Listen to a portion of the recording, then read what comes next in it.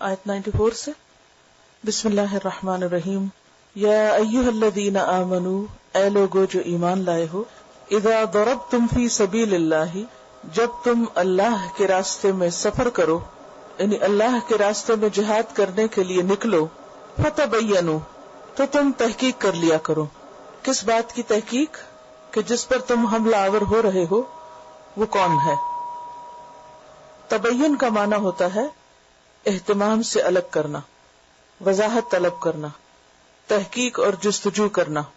اور یہاں پر فعل امر کا ہے، اور امر بھی وجوب کا ہے، یعنی واجب ہے، یہ ایسا کرنا ضروری ہے کہ جب تم جنگ کرنے کے لیے نکلو تو بغیر تحقیق کے ہر ایک پر یلغار مت کر دو. پہلے یہ دیکھو کہ جس پر حملہ آور ہو رہے ہو وہ کون ہے، کیا وہی ہے جو تمہارا مطلوب ہے یا کوئی اور بے گناہ. مدینہ کے آس پاس کچھ ایسے قبائل تھے کہ جن میں کچھ لوگ مسلمانوں کے دشمن تھے، لیکن انہی کے اندر مسلمان بھی تھے.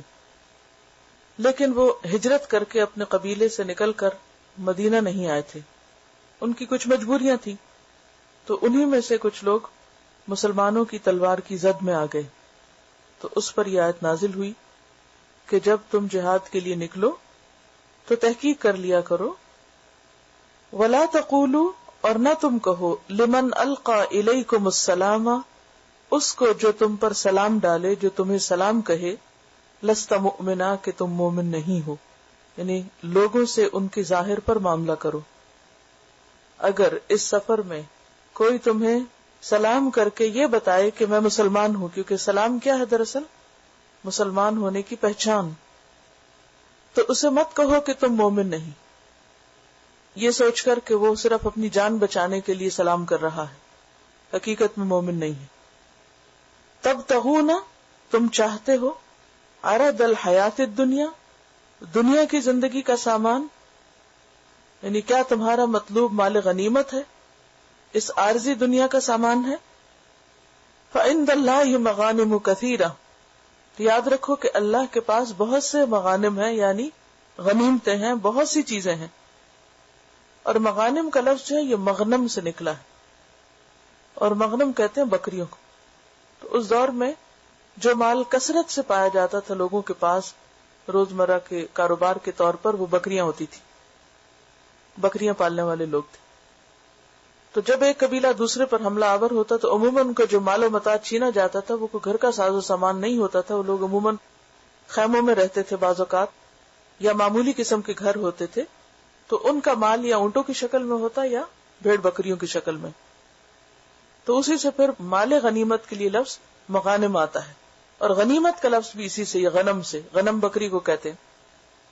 کذالک کنتم من قبل، تم بھی اسی طرح تھے اس سے پہلے. فمن اللہ علیکم، تو اللہ نے تم پر احسان کر دیا. کس طرح تھے؟ یعنی پہلے تم بھی اپنے ایمان کو چھپانے والے تھے. کہاں؟ کب؟ مکہ میں. یعنی ایک وقت تم پر بھی ایسا گزرا ہے کہ جب تم مکہ میں اپنے ایمان کو چھپائے ہوئے تھے، تو تمہاری طرح آج اور قبیلوں اور بستیوں میں بھی ایسے لوگ موجود ہیں کہ جو ابھی کمزور ہونے کی وجہ سے، تعداد میں کم ہونے کی وجہ سے اپنا ایمان چھپائے ہوئے ہیں. فمن اللہ علیکم، تو اللہ نے تم پر احسان کر دیا. کیا احسان تھا؟ ہجرت کا موقع، یعنی مکہ سے تمہیں مدینہ کی طرف آنے کے وسائل فراہم کر دیے، حالات سازگار کر دیے، تم دشمنوں کے شکنجے اور پنجے سے نکل آئے. فتبینوا، تو تم اچھی طرح تحقیق کر لیا کرو، یعنی کسی کو بھی مارنے سے پہلے یہ دیکھ لیا کرو کہ وہ کون ہے. دوبارہ یہ لفظ آیا ہے تاکید کے لیے، اور اس سے کیا پتہ چلتا ہے کہ کسی کو قتل کرنے سے پہلے بہت احتیاط کی ضرورت ہے کہ کس پر ہاتھ ڈال رہے ہو. اس سے پچھلی آیات کیا تھی؟ کس چیز کے بارے میں تھی پچھلی آیات؟ کل کیا پڑھا آپ نے؟ قتل کے بارے میں پڑھا، اور قتل مومن کے بارے میں خاص طور پر. کیا سزا ہے مومن کو قتل کرنے کی؟ وہ تو قتل خطا ہے. دو طرح کے قتل ہے نا، ایک ہے قتل خطا جس میں غلطی سے قتل ہو جائے، اور وہ غلطی اتفاقی بھی ہو سکتی ہے اور بائی چانس بھی ہو سکتا ہے. قتل خطا کی سزا جہنم ہے. قتل خطا کی سزا کیا ہے, کیا کرنا چاہیے؟ سزا کا لفظ درست نہیں, یہاں کفارہ کیا ہے. ایک دن پہلے کا سبق بھول گیا تو پھر باقی کیا یاد رہے گا؟ نمبر 1 غلام آزاد کرنا. نمبر 2 خون بہا ادا کرنا, دیت, بلڈ منی. غلام کون آزاد کرے گا؟ کلر, قاتل. اور بلڈ منی کون دے گا؟ فیملی, عاقلہ. دوسری قسم ہے قتل عمد کی. عمد کس کو کہتے ہیں؟ عمدن, جان بوجھ کے قتل کرنا. اس کی سزا کیا ہے؟ اس کی سزا جہنم ہے, الا یہ کہ قاتل سچے دل سے توبہ کر لے, جیسے وہ 99 قتل والا معاملہ نا. تو اگر کوئی مرنے سے پہلے سچے دل سے توبہ کر لے اور بہت نادم ہو تو پھر معافی کی صورت ہو سکتی. لیکن عام حالات میں اگر کوئی شخص قتل کے ارادے سے نکلے اور سامنے والا اس کو قتل کر دے تو اس کے بارے میں کیا آتا ہے؟ قاتل اور مقتول دونوں ہی جہنم میں ہیں. حالانکہ اس نے قتل نہیں کیا, قتل دوسرے نے کی. کیونکہ اس کو کیوں جہنم کی سزا ہے؟ کیونکہ اس نے بھی ارادہ کیا ہوا تھا, لیکن یہ اپنے ارادے کو پورا نہیں کر سکا. اگر اسے موقع ملتا تو یہ کر جاتا. حدیث میں کیا آتا ہے کہ ایک مومن کا قتل اللہ کے نزدیک پوری انسانیت, پوری دنیا کے زوال یعنی زائل ہونے, ختم ہونے سے زیادہ بڑی بات. ان آیات کو ذہن میں رکھیے جو کل ہم نے پڑھی, اور اس کے بعد آج کی آیت کو دیکھیے کہ جب کسی مومن کا قتل غلطی سے بھی بہت بڑی خطا ہے اور جان بوجھ کے مارنا تو بہت ہی بڑا ظلم اور جرم ہے, گناہ کبیرہ ہے. تو ایسی صورت میں جب تم اللہ کے راستے میں بھی نکلے ہو تو ہر سامنے نظر آنے والے کو مت ختم کر دو, اس کے بارے میں تم غور کرو کہ وہ کون ہے, تحقیق سے کام لو. اور اگر کوئی تمہیں سلام کر دے, یعنی تم نے کسی کے اوپر تلوار اٹھائی اور وہ سامنے سے کہتا ہے السلام علیکم یا کہہ دیتا ہے لا الہ الا اللہ, تو اب تم کیا کرو گے؟ تلوار روک لو گے. اور یہ نہیں کہو گے کہ کیونکہ یہ سلام کر رہا ہے اس لیے کہ یہ اپنی جان بچا جائے تو اس کو اب مار ہی ڈالو کیونکہ یہ مجھے دھوکہ دے رہا ہے. نہیں, تم اس کی ظاہری زبان کا اعتبار کرو گے. اور اگر تم نے مارا اور مارنے کا مقصد یا تمہارے پیچھے کوئی چھپی ہوئی نیت یہ تھی کہ اس کو مار کر کچھ اس کا سامان لے لیا جائے, کیونکہ عموماً کیا ہوتا ہے جب کوئی ایکسیڈنٹ ہوتا ہے یا جب کوئی قتل کر دیا جاتا ہے تو لوگوں کو سب سے پہلے فکر کس بات کی ہوتی ہے, کس چیز کے پیچھے دوڑتے ہیں؟ وہ جو مقتول ہے اس کے سامان کے. آج کے دور میں بھی آپ دیکھیں کہ بعض اوقات ایکسیڈنٹس ہوتے ہیں تو لوگ جو بےچارے زخمی ہوتے ہیں یا مر جاتے ہیں اس میں ان کی گھڑی اتار رہے ہوتے ہیں, زیور اتار رہے ہوتے ہیں, ان کے بیگ چھین رہے ہوتے ہیں. لوگوں کو اس بات سے نہیں فکر ہوتی کہ اس کو سنبھالیں اور اسے ہسپتال تک پہنچائیں, انہیں اس بات سے غرض ہوتی ہے کہ اس کے پاس کیا تھا اسے مال و متاع چھین لیں. اور عربوں کے ہاں اسلام سے پہلے تو لڑائیاں ہوتی بھی صرف ایک دوسرے کا مال چھیننے کے لیے تھی یا کوئی خون کا بدلہ لینے کے لیے, کوئی اور بڑا مقصد ان کے سامنے نہیں تھا. تو اسی بنا پہ وہ غارت گری کیا کرتے تھے. تو اللہ تعالیٰ فرماتے تب تغون عرض الحیات الدنیا, تم دنیا کا سامان چاہتے ہو, دنیا کی غنیمت چاہتے ہو, اس لیے کسی کو قتل کر رہے ہو. یاد رکھو فعند اللہ مغانم کثیرہ, اللہ کے پاس بہت غنیمتیں, بہت مال, بہت کچھ ہے. اور حقیقت یہ ہے کہ اللہ کے پاس ہونے سے مراد یہاں دو ہیں, ایک تو آخرت میں بہت کچھ ہے اور دوسرے یہ کہ اللہ نے دنیا میں بھی تمہارے لیے بہت کچھ چھپا کے رکھا ہے ابھی. اور یہ اللہ کی بات پوری ہوئی. ایک وقت آیا کہ مال غنیمت کو لا کر مسجد میں اس طرح رکھ دیا جاتا تھا درہم و دینار, جیسے کھجوریں کہیں رکھی جاتی.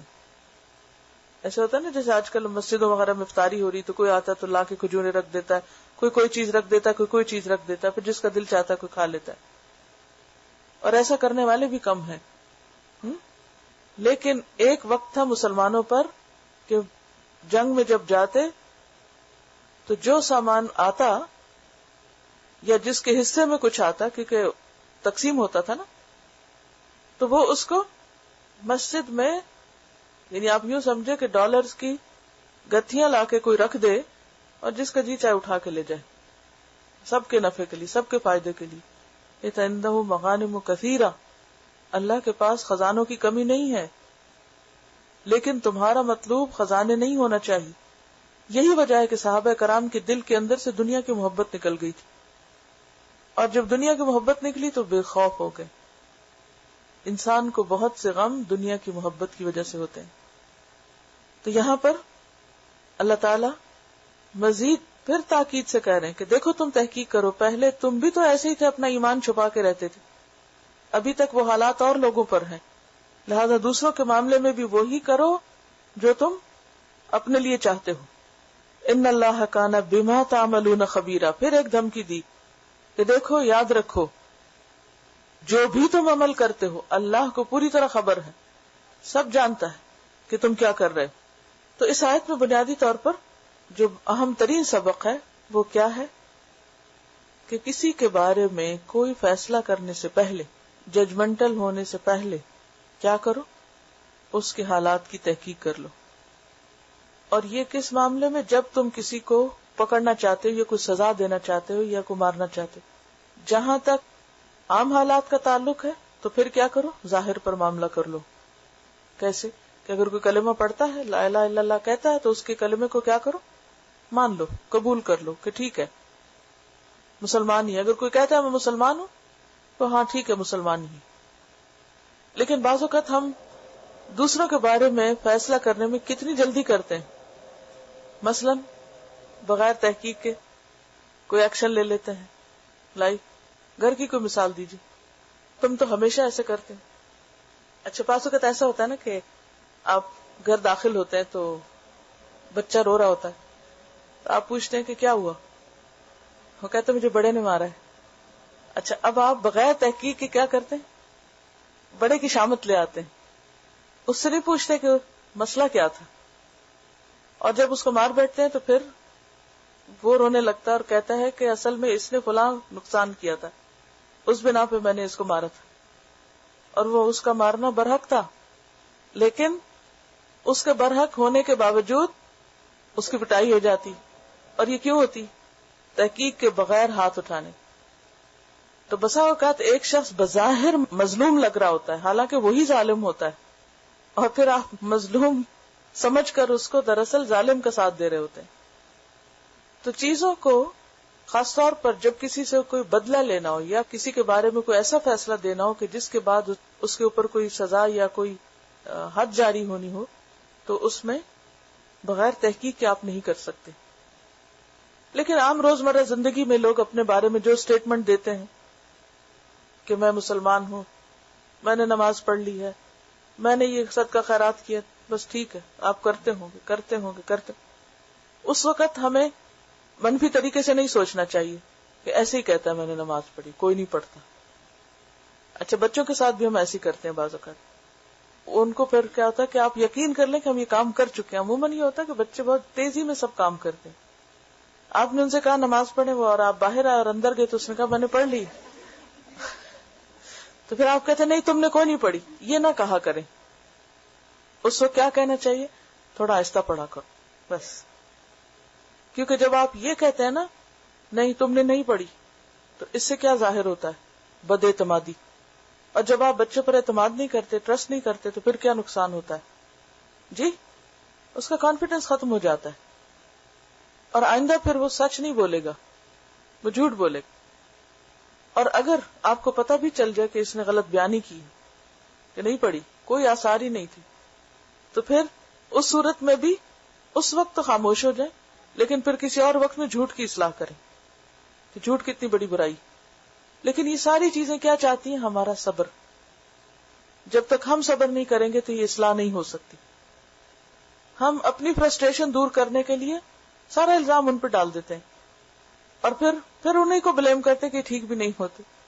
لیکن ضرورت یہ ہے کہ ہم جہاں اپنا موقف واضح کرنا چاہتے ہیں ذرا ان کا بھی سننے کی کوشش کریں، ان کے حالات کو سامنے رکھ کر بھی کبھی دیکھیں کہ ان پہ کیا گزر رہی.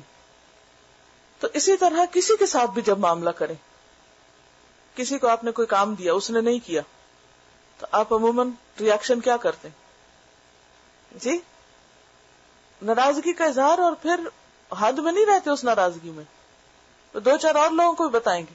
اور ہو سکتا ہے کہ ہم نے جو ایکسپلینیشن دی ہے یا جو وجہ ہم نے سوچ لی وہ بالکل ہی گمان پر مبنی اور بالکل ہی غلط ہو. اور ہو سکتا ہے دوسرے کا عذر بالکل درست ہو. تو عموماً ہم دوسرے کا عذر یا معذرت قبول نہیں کرتے. اگر کوئی کہے میرے سر میں درد ہے تو کہتے ایسے بہانے کر رہے ہیں. اگر کوئی کہے کہ میں تھکا ہوا تو کہ تم کس بات سے تھکے ہو, تم تو روز تھکے ہوتے. تو ہمیں دوسروں کو بھی سپیس دینی چاہیے. فتبینوا, کوئی ججمنٹ پاس کرنے سے پہلے تھوڑا سا حالات کا اور جائزہ لو, ڈیپتھ میں دیکھو اس کو, اور خصوصی طور پر کسی کی جان لینی ہو. پھر فرمایا لا یستوی, نہیں برابر ہو سکتے, القاعدون, بیٹھنے والے, من المؤمنین, مومنوں میں سے, اہل ایمان میں سے وہ جو گھروں میں بیٹھ رہتے ہیں, غیر اولی الضرر, بغیر کسی ضرر تکلیف کے, بغیر کسی معذوری کے, والمجاہدون, اور جہاد کرنے والے, فی سبیل اللہ, اللہ کے راستے میں, باموالہم وانفسہم, اپنے مالوں اور جانوں کے ساتھ. یہ دو گروہ ہو گئے نا. ایک گروہ کون سا؟ قائدون کا, گھر بیٹھنے والوں کا, کیسے؟ بغیر مجبوری کے. اور دوسرا گروہ کون سا ہے؟ مجاہدون کا, کیسے؟ اللہ کی راہ میں, کیسے؟ مال اور جان کے ساتھ جہاد کرنے والے. یہ دو گروہ ہیں, یہ دونوں برابر نہیں ہیں. اب یہاں تین طرح کے لوگوں کا پتہ چل رہا ہے. ایک وہ ہیں جو مجبوری کے ساتھ گھر بیٹھے ہوئے ہیں, کوئی نابینا ہے, کوئی معذور ہے, کوئی چل پھر نہیں سکتا, کوئی بیمار ہے, کوئی کمزور ہے. اب عذر کی بات ہوئی نا پیچھے, تبینوا, تو یہاں بھی تبینوا ہی اپلائی ہو رہا ہے کہ اگر کوئی گھر بیٹھا ہوا ہے, کسی وجہ سے وہ کسی کام میں حاضر نہیں ہوا, تو پہلے یہ دیکھو کہ وجہ کیا ہے.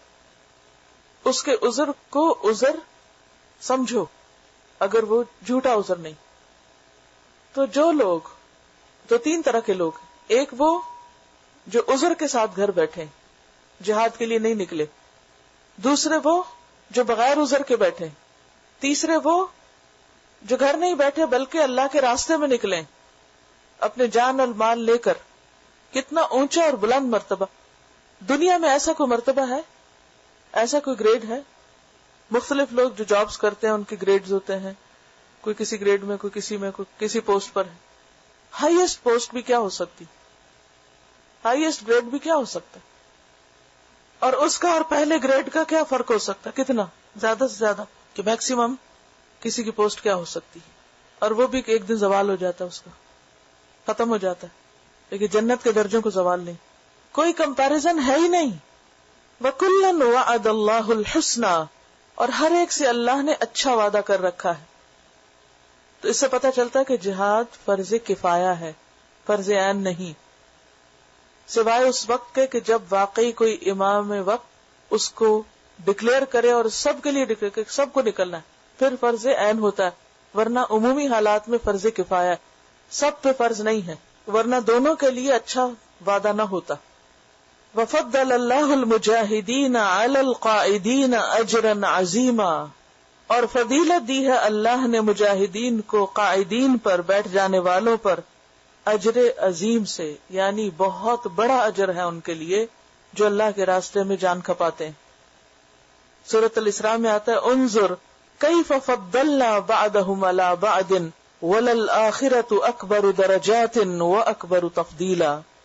دیکھو تو صحیح کیسے فضیلت دی ہے ہم نے ان میں سے بعض کو بعض پر, اور البتہ آخرت درجوں کے اعتبار سے بہت بڑی اور فضیلت کے اعتبار سے بھی بہت عالی شان ہے. آخرت کے درجے دنیا میں تو ہے ہی نہیں, کسی کے پاس ہے ہی نہیں دنیا میں, کیونکہ دنیا دنوب سے ہے نا, نچلی گھٹیا چیز. یہاں وہ کچھ نہیں ہے جو آخرت میں اللہ نے تیار کر کے رکھا ہے. تو کوئی بھی عمل, یہاں جہاد کا ذکر کیا گیا ہے, لیکن کوئی بھی عمل جو ہوتا ہے دو درجوں پر ہوتا ہے. ایک ہے فرائض کے درجے میں اور ایک ہے قربانی کے درجے میں. ایک ہے فرض ادا کرنے کا درجہ. جیسے نماز میں بھی آپ دیکھیں کہ ایک کیا ہے, فرض نماز. اگر کوئی فرض ادا نہ کرے تو پھر تو وہ اسلام کے دائرے میں بھی نہیں رہتا. فرض ادا کرنا تو ادا کرنا ہی ہے. اب کوئی فرض ادا کرتا ہے تو اس کے لیے بھی بشارت ہے, خوشخبری, حالانکہ اسے صرف فرض ادا کیا. لیکن جو شخص اس سے آگے سنت, نفل اور بہت سارے ڈھیروں نوافل پڑھتا ہے تو اس کے درجے میں اور فرض ادا کرنے والے کے درجے میں فرق ہے. اب نفل کیا ہے؟ والنٹیرلی نماز ادا کر، نفل نماز جو ہے وہ والنٹیرلی نماز ادا کرنا ہے نا. تو اس میں آپ جب والنٹیرلی کوئی کام کرتے ہیں تو قربانی کرتے ہیں نا، اپنے وقت کی، اپنی جان کی قربانی کر کے دنیا کے کام چھوڑ کے آپ اللہ کے حضور حاضر ہوتے ہیں. اسی طرح زکوٰۃ ہے. زکوٰۃ تو فرض ہے، لیکن مال خرچ کرنے میں نفل درجے ہیں نا، نفلی صدقات بھی ہیں نا. فرض کے علاوہ جو کچھ بھی آپ خرچ کریں والنٹیرلی، کیا دونوں میں فرق ہوگا؟ اسی طرح روزے ہیں، فرض روزے تو فرض روزے ہیں، سب پہ فرض ہیں، نہیں رکھیں گے تو کفارہ دینا پڑے گا، بیماری ہے تو قضا دینی ہوگی. لیکن جو لوگ نفلی روزے رکھتے ہیں ان کے درجے میں اور نہ رکھنے والوں کے درجے میں فرق ہے. مثلا جو لوگ رمضان کے روزے رکھیں اور اس کے بعد شوال کے 6 روزے رکھیں، ان کا اجر کتنا ہے؟ گویا پورے سال وہ روزے سے رہے. اور جو صرف رمضان کے رکھے انہوں نے اپنا فرض پورا کیا. دونوں کے لیے اچھا اجر ہے، لیکن جنہوں نے 6 صرف زائد رکھ لیے وہ زیادہ مشکل ہے، اس مہینے سے زیادہ مشکل ہے کہ نہیں. پورا مہینہ رکھتے ہیں اور جب ان 6 کی باری آتی ہے تو ہم کہتے ہیں ابھی ہے نا سارا مہینہ پڑا، کوئی ضروری ہے اگلے دن ہی روزہ رکھ لیں، اور پھر رہ ہی جاتا ہے. کرتے کرتے کہتے ہیں اچھا اب کتنے دن رہ کے کتنے، اچھا اب تو وہ اب یہ کام آ گیا. حالانکہ اگر رکھنا چاہے تو رکھ ہی سکتے ہیں. فرق ہو گیا نا. علم کا حاصل کرنا کیا ہے فرض کے درجے میں، لیکن علم سیکھنے کے بعد آگے سکھانا اس کو، یہ کیا ہے؟ قربانی کا درجہ ہے، اور یہ آپ کا صدقہ ہے. ہر لفظ جو آپ کسی کو سکھائیں وہ صدقہ ہے. اب ایک کیا ہے، آپ نے پڑھ لیا، آپ اب اپنے گھر بیٹھ جائیں، اپنی اچھی اچھی نمازیں پڑھیں، اچھے اچھے گھر بیٹھ کے گھر کے کام کریں، گھر کو خوب سجائیں، روزہ بھی رکھ لیں، تہجد بھی پڑھ لیں، ٹھیک ہے، بہت اچھی بات ہے. لیکن دوسرا درجہ کیا ہے کہ اپنے فرائض ادا کریں اور اس کے بعد دوسرے لوگوں کو سکھائیں تاکہ وہ بھی اپنے فرائض ادا کرنے کے قابل ہوں، علم کا نور پھیلائیں. مشکل ہے نا یہ کام. پھر گھر چھوڑنا، گھر کے بھی کام کرنا، گھر سے باہر نکل کے بھی کام کرنا. قربانی کا درجہ نا. کیا کیا قربان کرتے ہیں پھر آپ؟ اپنی نیند قربان کرتے ہیں، اپنا آرام قربان کرتے ہیں، اپنا وقت، بعض اوقات اپنی جاب قربان کرتے ہیں، بعض اوقات کچھ اور. فرق ہو گیا نا. اور اس میں آپ دیکھیے دونوں دفعہ 2 چیزوں کا ذکر ہے، مال اور جان. بعض لوگ صرف مال دے دیتے ہیں، کوئی اور اللہ کے راستے میں کام کر دیا تو اپنے بس پیسے دے دیے، ڈونیٹ کر دیا اور آپ خود آرام سے گھر بیٹھ گئے. کئی لوگ ایسے بھی کرتے ہیں، خود کمانے میں لگے رہتے ہیں، جو کمایا اس میں سے دے دیا، انہوں نے آدھا جہاد کیا. اور کچھ لوگ کیا کرتے ہیں، جان بھی دیتے ہیں، اپنا وقت بھی دیتے ہیں، اور اس کے ساتھ مال بھی اپنا نکال کے لاتے ہیں اور لگاتے ہیں. تو اب یہ کسی بھی کام میں 2 درجے پہ کام ہوتا ہے. ایک ہے بس فرض پورا کرنا، اور ایک کیا ہے، قربانی کے درجے پر نفل میں جانا اور اس سے آگے بڑھ کے جانا. نبی صلی اللہ علیہ وسلم کے زمانے میں بعض اوقات تو جہاد فرض عین تھا، جیسے غزوہ تبوک، اور جو اس میں نہیں گیا ان کی خوب شامت آئی. نبی صلی اللہ علیہ وسلم نے ان سے بائیکاٹ کیا، اور کافی طویل قسم کا پورے اہل مدینہ نے بائیکاٹ کیا. اس کی تفصیل آگے آپ پڑھیں گے انشاءاللہ. لیکن بعض مواقع ایسے بھی تھے نبی صلی اللہ علیہ وسلم کے بعد یا آپ کے زمانے میں بھی کہ آپ نے کچھ سریے بھیجے، یعنی کچھ گروپس بھیجے، اس میں سب لوگوں کو نہیں بھیجا. سورۃ التوبہ کی آیت فَلَوْلَا نَفَرَ مِن كُلِّ فِرْقَةٍ بھی ہمیں بتاتی کچھ لوگ جنگ کے لیے نکلے تو کچھ لوگوں کو علم حاصل کرنے اور پھر اس کام پہ لگایا گیا کہ وہ سیکھیں اور جا کر اپنے بستی والوں کو سکھائیں، اپنے اپنے علاقوں میں جا کے سکھائیں. تو کوئی بھی کام جب آپ کرتے ہیں تو عموماً ہم فرض ادا کرنے کے بعد احسان جتانے لگتے ہیں، ہم نے کر نہیں لیا، اب ہم سے اور کیا چاہتے ہیں، کر لیا نا بس کافی ہے، باقی سب لوگ گناہگار ہیں جو گھر میں بیٹھے ہوں، ہم ہی کیوں نکلے. تو یہ ہمیشہ ایسا ہوتا ہے کہ کچھ لوگ دوسروں کے آرام اور دوسروں کی خوشی کی خاطر قربانی دیتے ہیں، جب جا کر باقی لوگ آرام کر سکتے ہیں. اگر کسی بھی بستی پر کوئی حملہ ہو جائے اور کوئی بھی نہ نکلے مقابلے کے لیے تو کیا ہوگا، سب کی شامت آئی. اور اگر کچھ نکلے اور باقی آرام سے سوئیں تو جو نکلے وہ یہ سوچے ہماری کیا شامت ہے، ہم کیوں کریں، وہ جو سو رہے ہم بھی گھر جاتے ہیں، ہم بھی سو رہے ہیں جا کے، کیا ہوگا. اب جو نکلتے ہیں والنٹیرلی کہ نہیں ہم اٹھتے ہیں، اللہ نے ہمیں ہمت دی ہے، صحت دی ہے، طاقت دی، ہم جاتے ہیں، ہم کرتے ہیں یہ کام اللہ کی خاطر، فی سبیل اللہ بار بار آتا ہے، پھر اللہ کی خاطر اٹھ کے یہ کرتے ہیں، تو پھر کیا ہوگا، ان کے لیے اللہ نے کتنا اجر تیار کیا ہے، ان کو کتنا بڑا انعام ملے گا، کتنی بڑی جزا ملے گی. اجرن عظیما، بہت بڑا اجر، درجہ. تو آپ میں سے ہر ایک اپنے لیول پر، خواہ آپ گھر کا کام کریں، خواہ آپ باہر نکل کے کوئی کام کریں. مثلا جن خواتین کو کمانا پڑتا ہے، جاب کرنی پڑتی، اس وجہ سے کہ گھر کے حالات ایسے ہیں کہ ایک شخص کے کمانے سے بات نہیں بنتی اور دوسرے کو بھی کام کرنا ہے. اب یہ خواتین کے اوپر جو کام ہے یہ فرض نہیں ہے، کوئی فرض نہیں. اگر وہ انکار کر دیں تو کر سکتی، لیکن اگر صرف اس لیے کہ شوہر کو سپورٹ دینے کے لیے یا گھر کے حالات ایسے ہیں کہ اگر انسان کام نہیں کرے گا تو قرضے میں جکڑے جائیں گے یا کسی اور مصیبت میں پڑ جائیں گے، تو ان کا یہ کام کرنا کیا ہے؟ سراسر والنٹری، قربانی کا درجہ ہے. اور اگر وہ اپنے مال میں سے کچھ خرچ کرتی ہیں تو قربانی کے درجے میں، شوہر پہ کریں یا بچوں پہ کریں یا رشتہ داروں پہ کریں یا کسی اور پہ کریں، تو قربانی کا درجہ ہے. تو اگرچہ فرض ادا کرنے سے بھی انسان اللہ کے قریب ہوتا ہے، کیونکہ احسن طریقے سے فرض ادا کرنا بھی بہت ضروری ہے. لیکن فرض ادا کرنے کے بعد اگر آپ کے پاس وقت ہے، اگر ہمت ہے، صحت ہے، تو صرف اپنے لیے نہ جئیں، اوروں کے لیے جئیں. یہ زندگی تھوڑے دن کی ہے، بہت جلدی ختم ہو جانے والی، اور آخرت کی کمائی کا وقت ہے. صرف دنیا کمانے میں نہ لگے رہیں. اور اگر آپ سمجھتے ہیں کہ شوہر کی کمائی کافی ہے تو چھوڑیں اس کو، اسے کمانے دیں، گھر چلنے دیں، اور آپ کچھ اور کریں. اگر اللہ نے آپ کو علم دیا، صلاحیت دی ہے، جہاں کہیں مسلمانوں کو ضرورت ہے آپ کی، تو اس سے شاید دنیا میں تو آپ کو کوئی ریونیو نہ ملے، لیکن آخرت میں کیا ہے؟ اجرن عظیما. اتنے بڑے گھر کے 100 درجے، اور 100 درجوں میں بھی ایک ایک درجہ اتنا بلند، تو پھر ہر ایک کو کتنے درجے ملیں گے؟ جتنے درجے کی اس کی کوشش ہوگی. کسی کی میکسیمم ہوگی، کسی کی 50%، کسی کی 10%. جتنا جتنا کوئی ایفرٹ لگائے گا اتنا اتنا اس کا اجر بڑھتا چلا جائے گا. تو اگرچہ یہ آیت خاص کانٹیکس میں وہاں مدینہ کے نازل ہوئی، لیکن یہ اس سے زندگی کا عام اصول بھی نکلتا ہے. اچھا، یہاں یہ جو غیر اولِ الضرر کی بات آئی ہے، اس کے بارے میں حدیث میں آتا ہے کہ جب یہ آیت نازل ہوئی تو آپ صلی اللہ علیہ وسلم نے حضرت زید کو بلا کر انہیں لکھنے کے لیے کہا. کاتب وحی تھے نا زید بن ثابت. آپ لکھوا رہے تھے اور وہ لکھ رہے تھے، تو اتنے میں ابن ام مکتوم اندر داخل ہوئے. انہوں نے سن لیا کہ اللہ تعالیٰ فرما رہے ہیں لا یستوی القاعدون من المؤمنین والمجاہدون فی سبیل اللہ باموالہم وانفسہم. تو کہنے لگے کہ اے اللہ کے رسول صلی اللہ علیہ وسلم، میں کیا کروں، میں تو نابینا ہوں، میں تو جانا چاہتا ہوں جہاد میں، لیکن میں اپنے عذر کی وجہ سے نہیں جا سکتا. اور آپ کو معلوم ہے کہ ایک موقع پر انہوں نے کہا تھا کہ مجھے لے چلیے، اور کچھ نہیں تو میں جھنڈا اٹھا کے کھڑا ہو جاؤں گا. اور یہ بھی آپ کو معلوم ہے کہ وہ معذوری کے باوجود بھی نکلتے رہے، حتیٰ کہ جنگ یمامہ میں شہید ہوئے تھے. شوق کی بات ہے نا، معذور ہیں. اگر وہ گھر بھی بیٹھ جاتے تو صرف ان کی نیت کی وجہ سے انہیں مجاہدین کے برابر اجر ملتا آخرت میں. تو انہوں نے معذوری کو بھی معذوری نہیں سمجھا. بعض لوگ بیمار ہوتے ہیں، معذور ہوتے ہیں، تکلیف میں ہوتے ہیں، لیکن اس کے باوجود ان کا جو شوق اور جذبہ ہے انہیں بیٹھنے نہیں دیتا. ان کے پاس جو کچھ بھی ہوتا ہے اس کے ساتھ وہ نکلتے.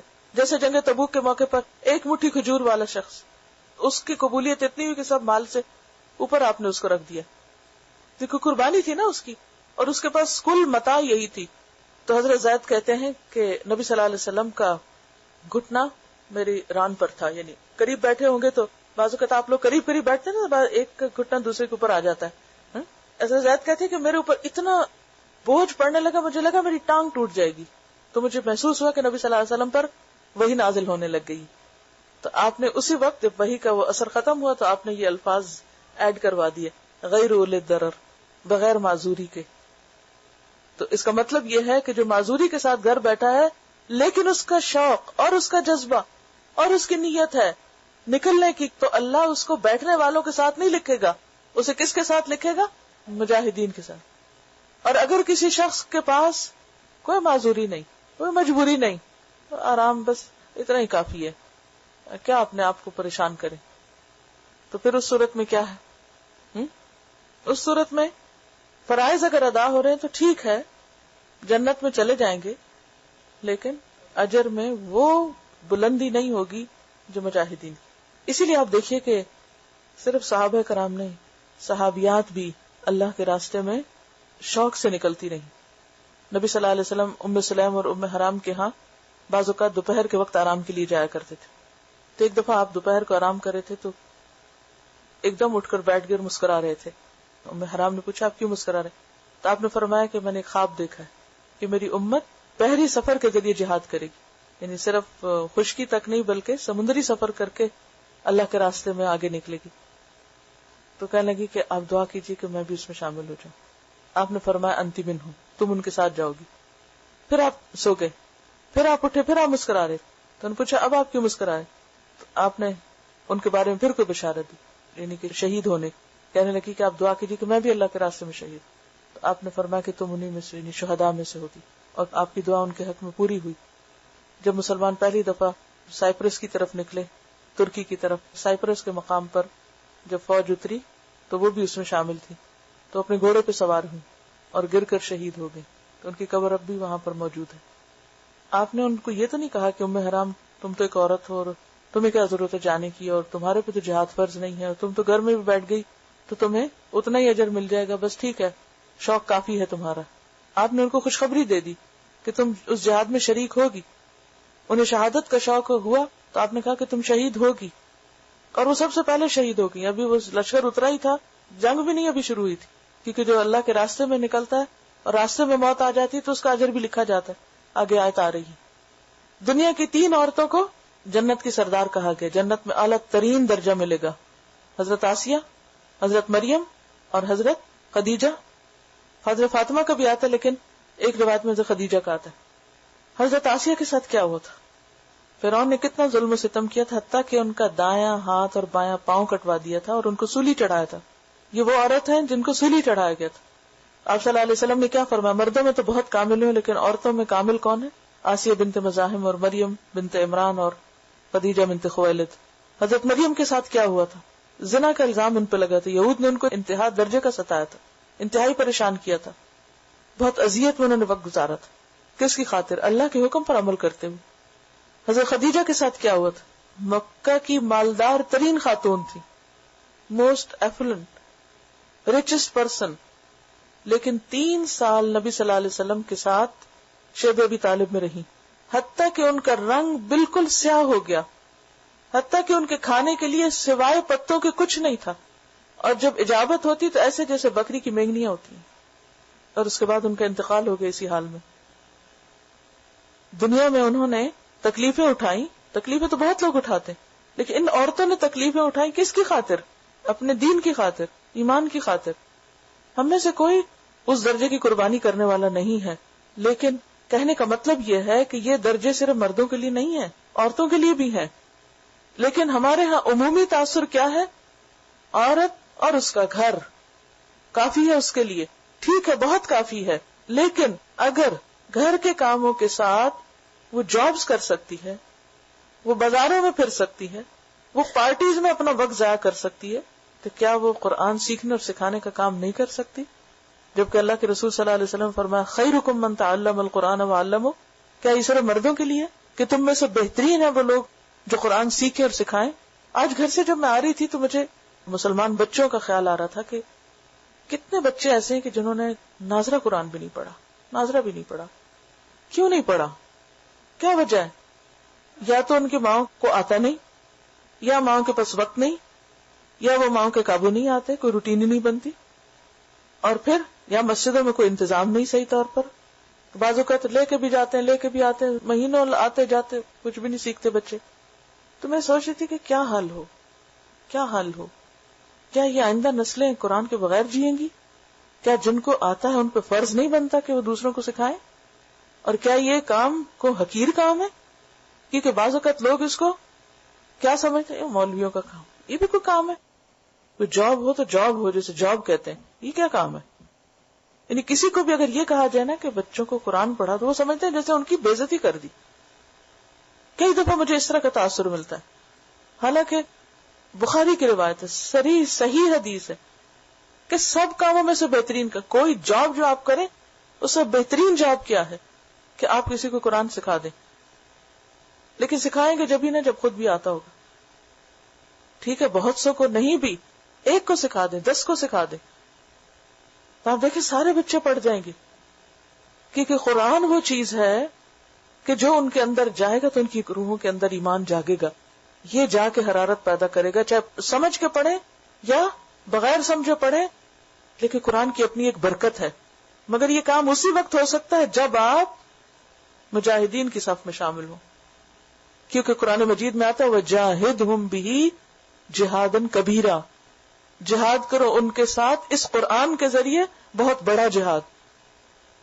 یعنی جہاد صرف جنگ کرنے کا نام نہیں ہے.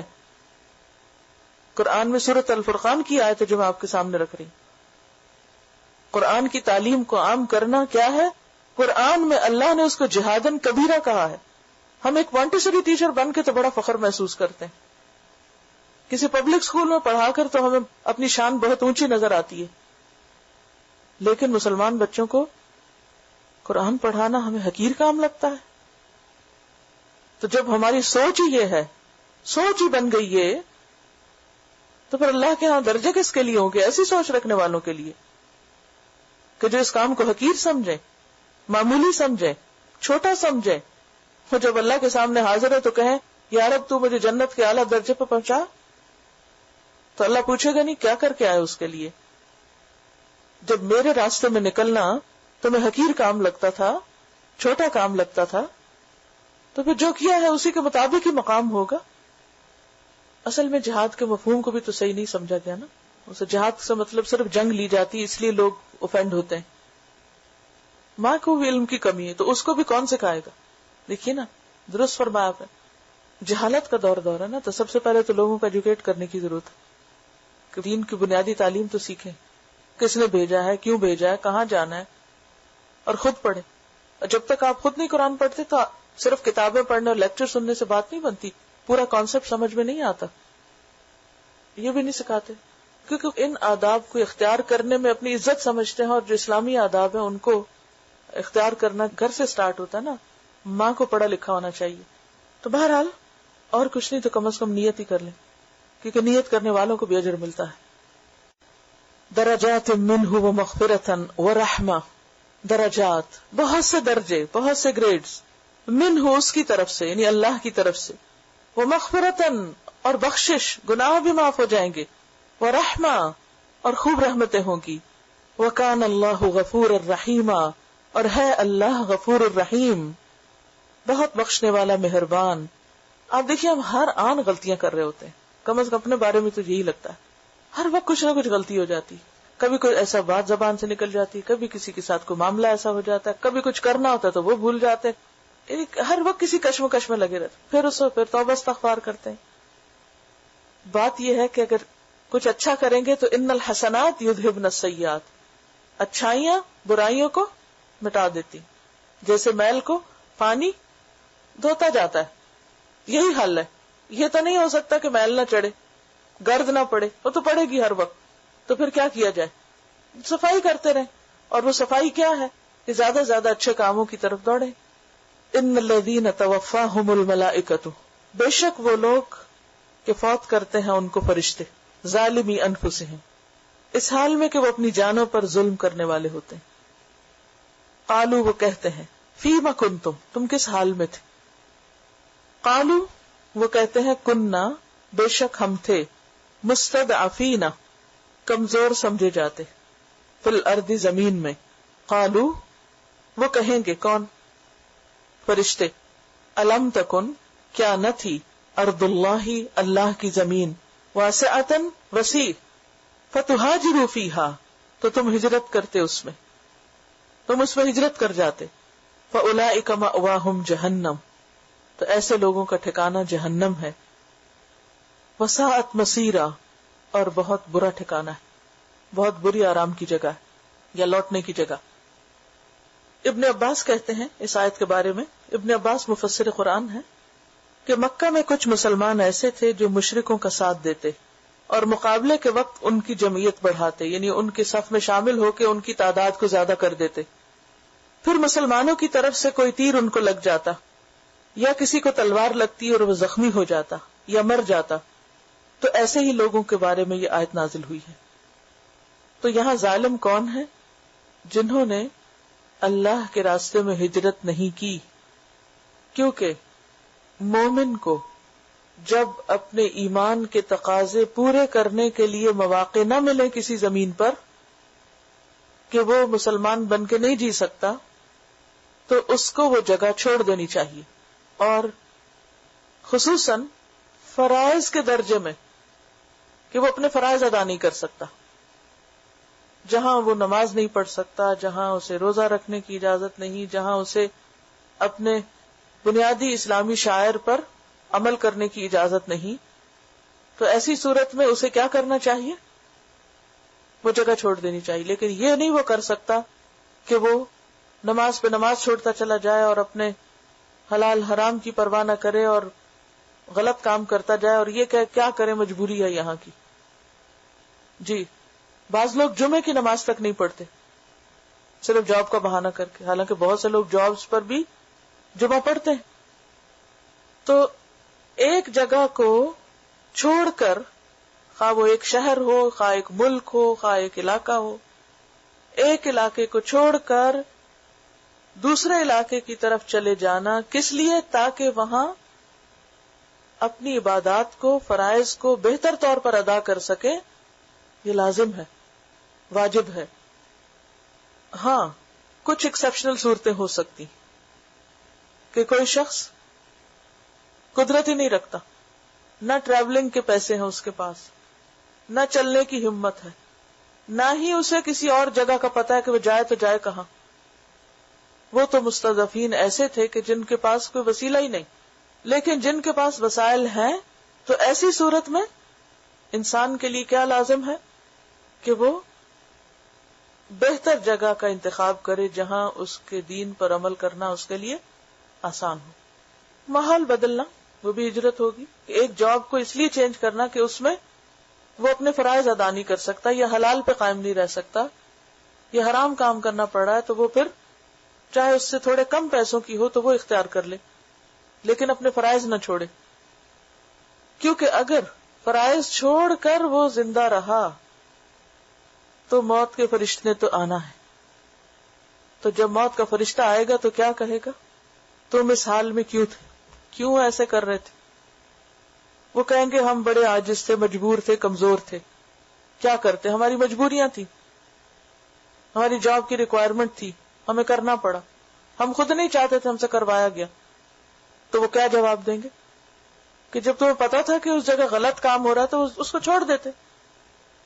الم تکن ارض اللہ واسعۃ، کیا اللہ کی زمین وسیع نہیں؟ اتنی زمینیں غیر آباد پڑی، کسی اور زمین کو جا کے آباد کرتے. فتہاجروا فیہا، وہاں ہجرت کر کے چلے جاتے. فاولئک مأواہم جہنم، تو ایسے لوگوں کے لیے، کن لوگوں کے لیے؟ جو اپنے اوپر ظلم کریں اور اللہ کی نافرمانی میں زندگی بسر کریں، ان کے لیے کیا ہے؟ جہنم. وساءت مصیرا، اور وہ بہت برا ٹھکانہ ہے. اس سے ایک اور بات بھی پتہ چلتی ہے، اور وہ کیا کہ موت کے وقت جو فرشتے آتے ہیں وہ جس کی روح نکالتے ہیں اس سے باتیں بھی کرتے ہیں اور اس کو میسج بھی دیتے. اور ایک اور جگہ پر آتا ہے وہ مارتے بھی ہیں، چہرے پہ مارتے ہیں، پیچھے مارتے ہیں، آگے مارتے ہیں، کیونکہ آخرت شروع ہو جاتی ہے نا. جو ہی جان نکلنے لگتی انسان دنیا سے آخرت کی طرف منتقل ہو جاتا ہے. تو جو مجرم لوگ ہوتے ہیں ان کی شامت وہیں سے شروع ہو جاتی، اور جو نیک لوگ ہوتے ہیں ان کی بھی خوشخبریاں وہیں سے شروع ہو جاتی. فروح وریحان وجنت نعیم الا المستضعفین، مگر وہ جو بیچارے کمزور ہیں. مستضعفین، مستضعف کا لفظ ہے نا ضاد عین فا سے ہے، یعنی جس کو کوئی بیماری ہو. عموماً اب روٹس نہیں بتاتی کیونکہ ایک تو پیچھے گزر چکے ہیں، دوسرا یہ کہ یہ پیچھے آپ کے سپاروں کی لسٹیں بنی ہوئی ہیں. تو ایگزام میں اگر ہم دیں تو آپ یہ نہ کہیں کہ آپ نے بتایا نہیں تھا، یہ سب یہاں لکھے ہوئے ہیں پیچھے، تو یہاں سے پڑھ لیجئے. تو بات یہ ہے کہ وہ لوگ جو بیماری کی وجہ سے، بڑھاپے کی وجہ سے، یا عورتیں ہیں کہ جو اپنے لیے بہت کچھ نہیں کر سکتی پلان کہیں اور موو ہونے کا، تو پھر ایسی صورت میں جو کمزور ہیں مردوں میں سے، والنساء اور عورتوں میں سے، والولدان اور بچے جو غیر بالغ ہیں، چاہے لڑکیاں یا لڑکے ہیں، لا یستطیعون، نہیں وہ استطاعت رکھتے، ہیلتن کسی ہیلے کی، یعنی کوئی ایسی طریقہ نہیں. ہیلا کیا ہوتا ہے؟ اسکیپ نہیں کر سکتے، یعنی کوئی قوت نہیں ہے ان کے پاس. ہیلا کا لفظ ہے نا حول سے، اور حول عربی میں قوت کو کہتے، یعنی کوئی طریقہ نہیں، نہ چھپ کے نکل سکتے ہیں، نہ کھلے عام نکل سکتے ہیں. ولا يهتدون سبیلا، اور نہ ہی وہ رہنمائی پاتے ہیں راستے کی. یعنی ان کو رستہ ہی نہیں پتا کہ جانا کیسے، مینز ہی نہیں، وسائل ہی نہیں، میپ ہی نہیں ہے ان کے پاس کہ جائیں تو کدھر کو جائیں، یا جہاں جانا ہے وہاں کی معلومات ہی نہیں. تو ایسے لوگوں کے لیے اللہ کا حکم کیا ہے کہ جو حقیقی معنوں میں مجبور اور معذور ہیں، فَأُولَئِكَ، تو یہ لوگ، عَسَى اللَّهُ، امید ہے کہ اللہ، شیورٹی نہیں دی، عَسَى اللَّهُ، امید ہے، توقع ہے، أَن يَعْفُوَ عَنْهُمْ، کہ ان کو معاف کر دے گا، ان سے درگزر کرے گا. کیونکہ بعض اوقات میں نے دیکھا خواتین بھی بہت ہوشیار ہوتی ہیں. کئی میری ایسی خواتین سے ملاقات ہوئی کہ انہوں نے امیگریشن لی ہے، ہسبینڈ پیچھے ہیں، وہ یہاں ہیں، وہ اپنے وسائل اور اپنی جاب اور اپنے طریقوں کی بنیاد پر انہوں نے ہجرت کی ہے اور اپنی فیملی کو بھی ہجرت کرائی. تو ایسی خواتین کے لیے تو کوئی عذر نہیں ہے. یا کچھ گھروں میں مردوں سے زیادہ عورتوں کی چلتی، کہاں رہنا ہے، کہاں نہیں رہنا، کہاں جانا ہے، کون سی جاب کرنی، کون سی نہیں کرنی. اگر مرد چاہیں بھی تو عورت نہیں کرنے دیتی، تو پھر وہ بھی برابر کی شریک ہوگی. فَأُولَئِكَ عَسَى اللَّهُ أَن يَعْفُوَ عَنْهُمْ، تو توقع ہے کہ اللہ ان کو معاف کر دے جو واقعی مجبور لوگ ہیں. اور مجبوری کو کون ڈٹرمن کرے گا کہ کون مجبور ہے اور کون نہیں؟ اللہ ہی فیصلہ کرے گا. وَكَانَ اللَّهُ عَفُوًّا غَفُورًا، اور ہے اللہ معاف کرنے والا، بخشنے والا. وَمَن يُهَاجِرْ فِي سَبِيلِ اللَّهِ، اور جو ہجرت کرے گا اللہ کے راستے میں اخلاص نیت کے ساتھ، یجد فی الارض مراغما کثیرا، یجد وہ موجود پائے گا، فی الارض زمین میں، یعنی جہاں وہ ہجرت کر کے جائے گا وہاں اس کو ملے گا کیا؟ مراغمن، مراغم کہتے ہیں قلعے کو، پناہ گاہ، رہنے سہنے کی جگہ. کثیرن، بہت سی جگہ مل جائیں گی اس کو رہنے کی. وسعہ، اور وسعت، رزق میں، دین میں، کاروبار میں اس کو بہت سی اپرچونٹیز ملیں گی. ٹھکانہ بھی ملے گا، پناہ بھی ملے گی، دشمنوں سے بھی بچے گا، دین پر بھی عمل کر سکے گا، اور دنیا بھی ملے گی کیونکہ اس نے اللہ کے لیے اپنا سب کچھ چھوڑا تھا. اور جو اللہ کے لیے سب کچھ چھوڑتا ہے اللہ اس کا بہترین معاوضہ اس کو دنیا میں بھی دیتا ہے، یہ نہیں کہ صرف آخرت میں. وَمَن يَخْرُجْ مِن بَيْتِهِ مُهَاجِرًا إِلَى اللَّهِ وَرَسُولِهِ، اور جو نکلے گا اپنے گھر سے اللہ اور اس کے رسول کی طرف ہجرت کرتے ہوئے، ثُمَّ يُدْرِكْهُ الْمَوْتُ، پھر پالے اس کو موت، راستے میں ہی فوت ہو گیا، وہ منزل تک نہیں پہنچا، راستے میں فوت ہو گیا. فَقَدْ وَقَعَ أَجْرُهُ عَلَى اللَّهِ، تو اس کا اجر اللہ کے ذمے واقع ہو گیا، اس کا اجر لکھا گیا کیونکہ وہ نکل گیا تھا گھر سے. وَكَانَ اللَّهُ غَفُورًا رَحِيمًا، اور ہے اللہ غفور الرحیم. ایک شخص مکہ سے نکلا تو تنعیم پر جا کے فوت ہو گیا. مکہ سے تنعیم کا فاصلہ کتنا ہے؟ چند میل ہے. ابھی حرم کراس ہی کرتے ہیں نا مسجد عائشہ، جو لوگ عمرے پہ گئے ہوں گے انہیں تنعیم کا تو پتہ ہی ہوگا کیونکہ وہاں سے حدود حرم شروع ہوتی ہیں. تو وہیں پر فوت ہو گیا، مدینہ نہیں پہنچا. تو لوگوں نے کہا ہے بیچارہ اس کا تو اجر ہی مارا گیا، اس کو تو ہجرت کا کیا اجر ملے گا، یہ تو ابھی پہنچا ہی نہیں مدینہ. تو آپ صلی اللہ علیہ وسلم نے فرمایا نہیں، اس کا اجر واقع ہو گیا. اور یہ آیت بھی نازل ہوئی فقد وقع اجرہ علی اللہ، منزل تک پہنچنا شرط نہیں، اصل چیز کیا کاؤنٹ ہوگی کہ وہ نکل گیا، نیت کر لی اس نے. اور وہ 100 لوگوں کا قاتل جو تھا اس کا قصہ بھی آپ کو معلوم ہے، وہ بھی اللہ کے لیے ہجرت کر رہا تھا نا، اپنے ماحول کو چھوڑ رہا تھا جس میں وہ غلطی پہ غلطی کیے چلے جا رہا تھا. تو جب وہ اس بستی کی طرف جا رہا تھا جہاں نیک لوگ رہتے تھے کہ ان کی صحبت میں رہ کر وہ اپنی غلطیوں سے باہر نکلے، تو راستے میں ہی اس کے اوپر موت آ گئی. تو اب رحمت کے فرشتے اور عذاب کے فرشتے دونوں ہی پہنچ گئے اور آپس میں جھگڑنے لگے. عذاب کے فرشتے کہنے لگے کیونکہ اس نے اتنے جرم کیا ہم اس کی جان لیں گے، اور رحمت کے فرشتے کہنے لگے کہ ہم جان لیں گے کیونکہ یہ برائی چھوڑ کر اب نیکی کی طرف چل پڑا تھا، ہجرت کر رہا تھا، ہجرت کے راستے میں تھا، سفر میں تھا. تو جب کوئی فیصلہ میں تو معاملہ اللہ تعالیٰ تک گیا. تو اللہ تعالیٰ نے کیا فرمایا؟ فاصلہ ناپو. جہاں سے نکلا تھا وہاں سے اس جگہ کا فاصلہ کتنا اور جہاں جانا تھا وہاں کا فاصلہ کتنا، اور جو فاصلہ کم ہوگا اسی کے مطابق فیصلہ ہوگا. اب ہوا یہ کہ جب فاصلہ ناپا گیا تو جہاں اس کو جانا تھا وہاں صرف ایک بالشت فاصلہ کم نکلا. اور جدھر سے چھوڑ کے آیا تھا وہاں سے فاصلہ زیادہ ہو گیا. اب اس ایک بالش کی وجہ سے اللہ نے رحمت کے فرشتوں کو اجازت دی کہ وہ اس کی جان لیں. اسی طرح جو شخص طلب علم میں نکلتا ہے علم حاصل کرنے کے لیے، تو اس کے بارے میں بھی حدیث میں کیا آتا ہے؟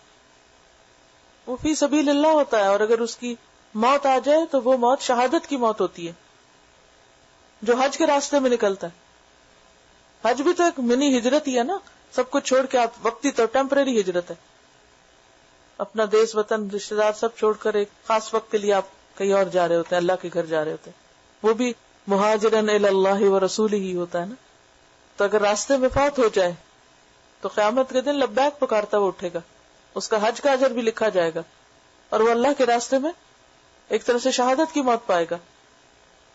فقد وقع اجرہ علی اللہ. تو اس سے یہ پتہ چلتا ہے کہ ہر چیز کے اندر نیت کاؤنٹ ہوتی، اور وہ جو نیت کی حدیث ہے وہ بھی اس آیت کے مطابق اسی کی تفسیر کرتی ہے. انما الاعمال بالنیات وانما لکل امرئ ما نوى فمن كانت هجرته الى دنیا يصيبها او الى امرأة ينكحها فهجرته الى ما هاجر الیہ. اعمال کا دار و مدار نیتوں پر ہے. ہر شخص کو وہی ملے گا جس کی اس نے نیت کی ہوگی. جس کی ہجرت دنیا کے لیے ہے کہ دنیا پائے، یا کسی عورت سے نکاح کرے، تو اس کی ہجرت اسی کے لیے ہے جس مقصد اور نیت کے لیے اس نے ہجرت کی. اور راستے میں اگر موت آ گئی تو اسی نیت کے ساتھ اس کی موت آئے گی، اسی نیت پہ اٹھایا جائے گا. اب یہاں اس آیت سے پتہ چلتا ہے کہ جو اللہ اور رسول کے لیے ہجرت کرے گا اس کو تو زمین میں بہت وسعت ملے گی، زمین میں ٹھکانہ بھی ملے گا، پناہ بھی ملے گی، دین بھی اس کا خوب پھلے پھولے گا. لیکن آپ نے دیکھا ہوگا کہ بعض اوقات دنیا میں ہجرتیں ہوئی ہیں بظاہر اسلام کے نام پر، لیکن نتیجہ وہ نہیں نکلا. کیوں؟ نیت اللہ رسول نہیں ہوتی. بعض اوقات مقصد صاف واضح نہیں ہوتا. نیت دنیا کا حصول، حکومت کا حاصل کرنا، کسی زمین کا حاصل کرنا، یا کوئی اور چھپی ہوئی غرض جس کو اللہ کے سوا کوئی نہیں جانتا. مثلاً میں اپنے گھر سے نکل کے یہاں کیوں آتی ہوں، کسی کو کیا پتا، مجھے پتا ہے نا کہ میں کیوں آتی ہوں. تو جو میری نیت ہوگی اسی کے مطابق میرا اجر لکھا جائے گا نا. تو ہجرت صرف ایک لفظ نہیں ہے، صرف ایک کانسیپٹ نہیں ہے. اگرچہ وہ جو اصل ہجرت ہے جسے ہجرت کہا گیا، نبی صلی اللہ علیہ وسلم نے اس کے بارے میں فرمایا لا ہجرت بعد الفتح، فتح مکہ کے بعد اب ہجرت نہیں رہی. یعنی وہ ہجرت جو نبی صلی اللہ علیہ وسلم نے کی یا آپ کے ساتھیوں نے کی، آپ کے ساتھ کی، آپ کے ساتھ ابو بکر ہی تھے، یعنی آپ کے ساتھ سے مراد یہ کہ آپ کے موجود ہوتے ہوئے مدینہ میں کی، اس کا اجر اور اس کی لمٹ کب تک تھی؟ مکہ فتح ہونے. مکہ فتح ہو گیا، اب وہ ثواب نہیں ملے گا کسی کو. اگر کوئی مکہ چھوڑ کے مدینہ آتا بھی ہے تو ٹھیک ہے، اللہ رسول کی طرف آیا، اس کے اپنا ایک اجر اور ثواب ہے. لیکن اس ہجرت کے جو وعدے یہاں کیے گئے ہیں ضروری نہیں کہ وہ ان سب کو پہنچے. اور عام معنوں میں ہجرت کیا ہے؟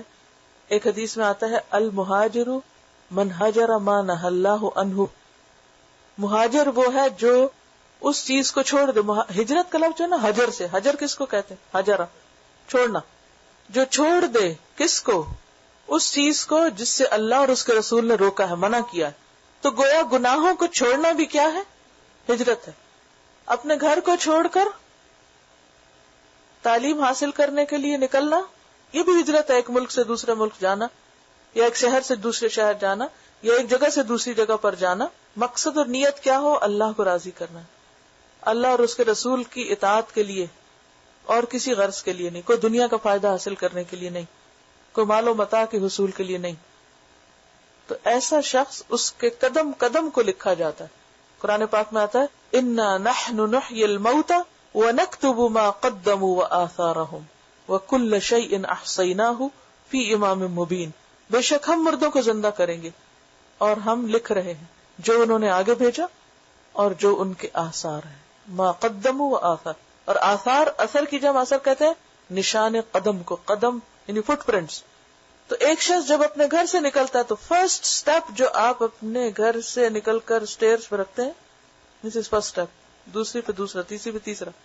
اب آپ بھول جاتے ہیں کہ آپ کتنے سٹیپس آ رہے ہیں، اور فرشتے کاؤنٹ کرنے لگتے ہیں کتنے میل آئے ہیں، کتنی گاڑی کتنی چلی ہے، کتنا فاصلہ طے کیا. وہ سارے فاصلے ناپ لیتے ہیں، اتنا فاصلہ، اتنے کلومیٹر آنا، اتنے میٹر جانا، وہ سب کاؤنٹ ہوتا ہے. تو نبی صلی اللہ علیہ وسلم کے زمانے میں بنو سلمہ کے لوگوں نے مسجد نبی کے پاس آنے کے لیے سوچا کہ ہمارے گھر ذرا دور ہے تو ہم قریب آ جائیں، آسانی ہو جائے گی آنے جانے میں. تو آپ نے فرمایا دیارکم تکتب آثارکم، دیارکم تکتب آثارکم، اپنے گھروں میں ہی رہو، تمہارے قدم لکھے جاتے ہیں، ایک ایک قدم گنا جاتا ہے، کاؤنٹ کیا جاتا ہے. تو فقد وقع اجرہ علی اللہ، ایک ایک بالشت بھی اٹ ڈز میک ڈفرنس، کیونکہ اللہ کی رحمت بہت وسیع ہے. ارادہ آپ کا ہونا چاہیے، نیت آپ کی پکی ہونی چاہیے. لیکن مشکل پتہ کیا ہے، جب ہم یہ لیکچر سنتے ہیں اس وقت ہماری نیتیں بہت اچھی ہوتی ہیں اور بڑے بڑے منصوبے بناتے ہیں، ہم یہ بھی کریں گے وہ بھی کریں گے، اور جب ہم گھر بیٹھ جاتے ہیں تو پھر ہمیں سستی آ جاتی ہے. پھر ہم کہتے ہیں اوہ یہ بھی کام رہتا ہے وہ بھی رہتا ہے، اچھا کل چلے جائیں گے، اگلی دفعہ چلے جائیں، پھر صحیح. اور کیا ہوتا ہے اس وقت تک یہ سبق 100% بھول چکا ہوتا ہے، سب بھول جاتے ہیں.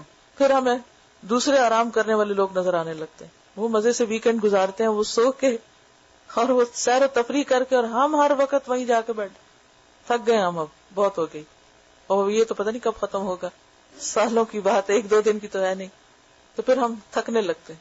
اس وقت یہ باتیں یاد کر لیا، ایک ایک قدم لکھا جا رہا ہے.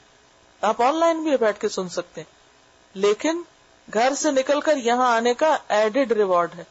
تو بات یہ ہے کہ اللہ کے راستے میں نکلنا، اور اس لیے نکلنا کہ ایمان میں اضافہ ہو، علم میں اضافہ ہو، اللہ کے قرب میں، اللہ کی محبت میں، اور خیر کے کام زیادہ سے زیادہ کرے. تو تھوڑی دیر کے لیے نکلے یا زیادہ کے لیے نکلے، وہ سارا وقت بھی ساتھ لکھا جاتا ہے، اور ایفرٹ بھی، اور قدم بھی، اور ہر چیز. پھر فرمایا وَإِذَا ضَرَبْتُمْ فِي الْأَرْضِ، اور جب تم سفر کرو زمین میں، فَلَيْسَ عَلَيْكُمْ جُنَاحٌ، تو تم پر کوئی گناہ نہیں، أَن تَقْصُرُوا مِنَ الصَّلَاةِ، کہ تم نماز میں کمی کر لو.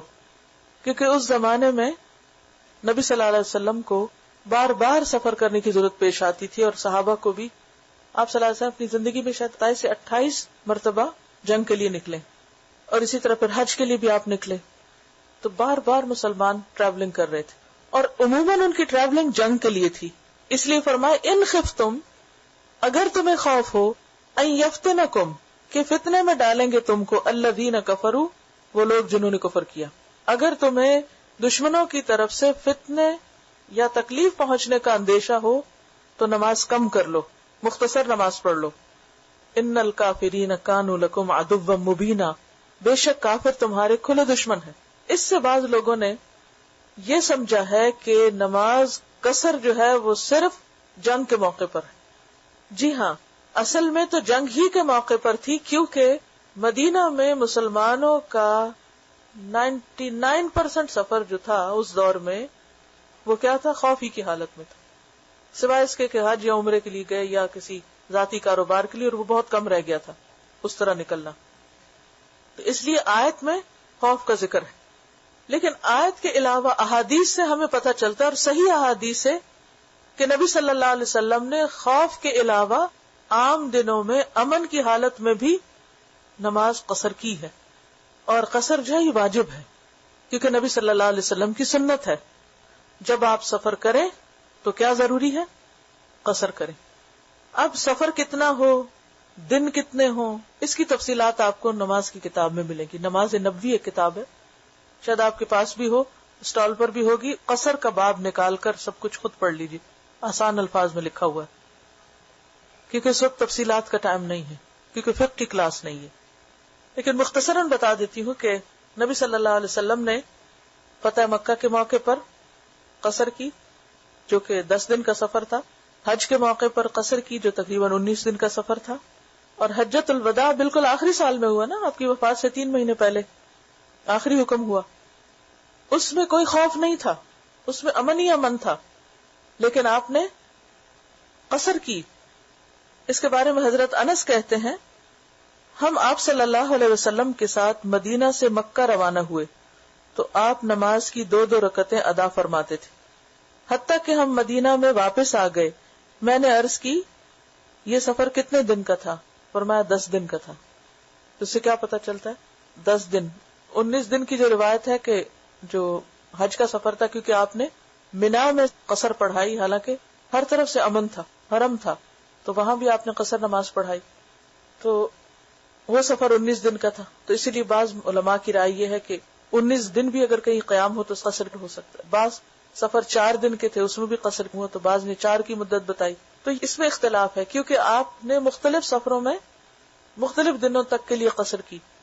پھر یہ ہے کہ سفر میں آپ نے فجر کی سنتیں پڑھی ہیں، یہ وہ نہیں چھوڑی، اور 2 رکعت نماز کو 2 ہی پڑھا ہے، لیکن ظہر میں 4 رکعت کو 2 پڑھا ہے، عصر میں 4 کو 2 پڑھا، مغرب میں 3 کو 3 ہی پڑھا، 1 نہیں پڑھا یا 2 نہیں پڑھا، اور عشاء میں 4 کو 2 پڑھا ہے، لیکن وتر ہی پڑھے کیونکہ وہ بھی چھوڑے نہیں آپ نے۔ امام شافعی کے ہاں 4 دن ہے قصر کی مدت، امام ابو حنیفہ کے ہاں 15 دن ہے، ابن عباس 19 دن بتاتے ہیں۔ تو یہ فرق کیوں ہے؟ مختلف اماموں نے مختلف احادیث کو اپنا دلیل بنایا۔ اب آپ کہیں کیا ان کو دوسری حدیث نہیں پتا؟ تو بعض اوقات نہیں پتا ہوتی، کوئی بھی عالم ایسا نہیں ہوتا جس کے پاس سارا ہی علم ہو۔ امام ابو حنیفہ تمام ائمہ میں سے سب سے پہلے آئے ہیں، تو ابھی ساری احادیث ایک جگہ جمع نہیں تھی، جیسے اب آپ کو سہولت ہے کہ آپ جا کے گوگل پہ سرچ کریں اور آپ کسی ایک ٹاپک پہ سب اکٹھا کر لیں، یا یہ کہ آپ کسی کتاب میں پورا چیپٹر نکال لیں اور ساری حدیثیں پڑھ کے پھر کوئی حکم اس سے نکالیں۔ تو اس وقت جس کو جو روایت ملی، جو بات جس تک پہنچی، اس نے اس کے مطابق فتویٰ دے دیا، تو اسے نہیں بلیم کیا جائے گا۔ بلیم ہم پر ہے کہ اگر اس کے بعد کوئی اور بات ہمیں پتہ چلے اور ہم اس کو اگنور کر دیں کہ نہیں چونکہ فلاں نے یہ کہہ دیا اب میرے لیے اس کی بات آخری بات ہے۔ تو یہ تعصب نہیں ہونا چاہیے، ذہن میں وسعت ہونی چاہیے، ایک کی بات بھی سنے، دوسرے کی بھی سنے، تیسرے کے اوپر سوچ سمجھ کے غور سے کسی نتیجے پہ پہنچے، تحقیق کرے، تبینو۔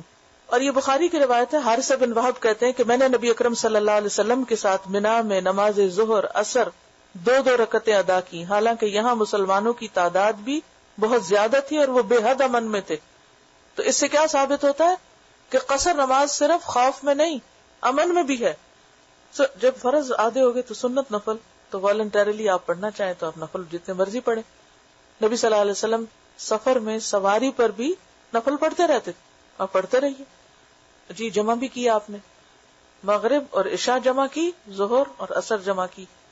اسی لیے کہہ رہی ہوں کہ آپ وہ کتاب لے لیجئے نماز نبی، اور اس میں سب احادیث آپ کو مل جائے گی، اور اس پر کیسٹس بھی موجود ہیں۔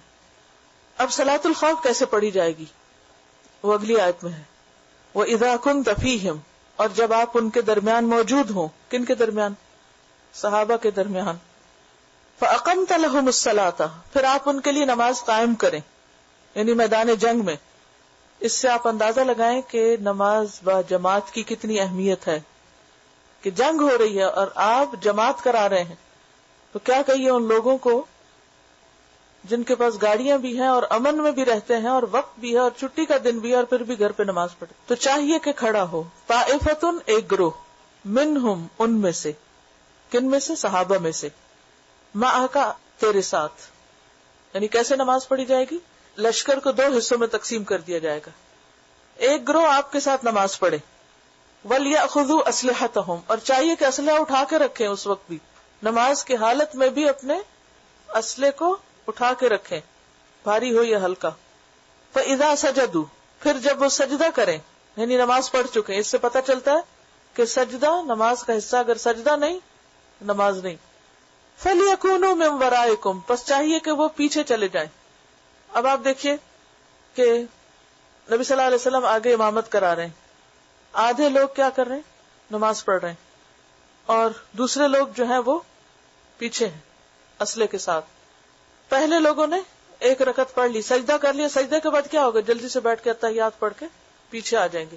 اب یہ جو انتظار میں تھے، چوکنے تھے، دشمن کو دیکھ رہے تھے، اب یہ لوگ دوسری رکعت میں چلے جائیں گے۔ تو خوف کی حالت میں جو قصر ہوتی ہے وہ 1 رکعت بھی پڑھی جا سکتی، ٹھیک ہے؟ عام حالات میں تو 2 اور 3 ہے، لیکن خوف کی حالت میں امام 2 رکعتیں پڑھے گا، وہ 1 رکعت پڑھا کر کھڑا ہو جائے گا، اور یہ لوگ 1 رکعت سجدہ کرنے کے بعد سلام پھیر کر پیچھے آ جائیں گے، اور دوسرا گروہ ساتھ چلا جائے گا اور جماعت کے ساتھ امام کے پیچھے نماز پڑھ لے گا۔ فَلْيَكُونُوا مِنْ وَرَائِكُمْ، چاہیے کہ ہو جائیں تمہارے پیچھے، وَلْتَأْتِ، اور چاہیے کہ آ جائے، طَائِفَةٌ أُخْرَى، دوسرا گروہ، لَمْ يُصَلُّوا، جنہوں نے نماز نہیں پڑھی، فَلْيُصَلُّوا، پھر چاہیے کہ نماز پڑھ لیں، مَعَكَ، آپ کے ساتھ، وَلْيَأْخُذُوا حِذْرَهُمْ، چاہیے کہ وہ پکڑے رکھے اپنا بچاؤ، یعنی محتاط رہیں، چوکنے رہیں، وہ اسلحتہم، اور اپنا اسلحہ اٹھا کے رکھیں، کہیں دشمن یہ نہ سمجھے کہ یہ تو نماز میں مشغول ہے، چلو ان پہ حملہ کر دو۔ تو یہ نہ ہو کہ نماز کے بعد تم اسلحہ ڈھونڈنے چلو اور اتنے میں حملہ ہو جائے، تو بہتر ہے کہ اسلحے کے ساتھ نماز پڑھو۔ اس سے یہ پتہ چلتا ہے کہ بعض حالتوں میں اگر انسان کے اوپر سامان بھی لدا ہوا ہے یا ماں نے بچہ اٹھایا ہوا ہے تو اٹھا کر بھی نماز پڑھ سکتی ہے. بعض ماں تھے نا بچے رو رہے ہیں، ان کے پاؤں کو چمٹ رہے ہیں، ان کے کپڑے کھینچ رہے ہیں اور وہ نماز پڑھے جا رہی ہیں اور بچوں کو نماز سے ضد ہو جاتی. ایسا نہیں کرنا چاہیے. بچہ اگر روئے یا خوف کھائے نماز نہیں چھوڑے اور اس کو بھی نہیں چھوڑے، اس کو اٹھا کر نماز پڑھ لیں.